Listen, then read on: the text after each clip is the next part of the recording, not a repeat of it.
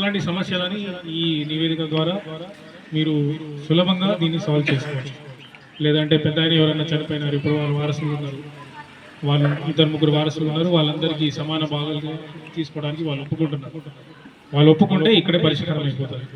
ఒప్పుకోకే మాత్రం మళ్ళీ మనం కోర్టుకు వెళ్ళి పరిష్కరించాల్సి ఉంటుంది. సో అది కూడా అందరి గ్రామం కాస్త చేసుకొని దాని మీద ఒక నివేదిక తహసీల్దార్ గారు తీసుకొని వెళ్తారు. సో మీ అందరు కూడా ఈ ప్రక్రియలో సహకరించి మన తహసీల్దార్ గారికి కూడా పూర్తిగా సహకారం ఇచ్చి మీ సమస్యలు మీరే తీర్చుకునేలాగా ముందుకు రావాలని కోరుతున్నాను. మీలో ఎవరైనా ఏమైనా అడగాలంటే అడుకోవచ్చు, లేదా తహసీల్దార్ గారి ప్రక్రియ తీసుకుంటాం. దీంట్లో మీకు ఫిల్ చేయడంలో ఏమైనా డౌట్లు కానీ ఏమైనా సందేహాలు కానీ ఉంటే ఇక్కడ మీకోసం 2 జూనియర్ అసిస్టెంట్లు ఉన్నారు హెల్ప్ డెస్క్ దగ్గర. మీరు వాళ్ళ దగ్గరికి వెళ్తే మీరు చెప్తూ కొద్దీ వాళ్ళు రాసి మీ సంతకం తీసుకొని తహసీల్దార్ గారికి ఇవ్వడం జరుగుతుంది. మనం కూడా ఇప్పుడు పరిష్కరించలేదు. సాదా బైనామా మీరు కొత్తగా కొనుగోలు చేసిన అట్లాంటివి మనకి చట్టంలో ఇప్పుడు ఎలాంటి అనుమతి లేదు.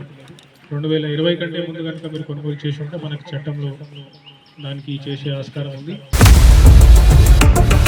ఇండియా పాకిస్తాన్ ఉద్రిక్తతలపై లేటెస్ట్ అప్డేట్స్ కోసం డౌన్లోడ్ చేసుకోండి RTV లైవ్ యాప్.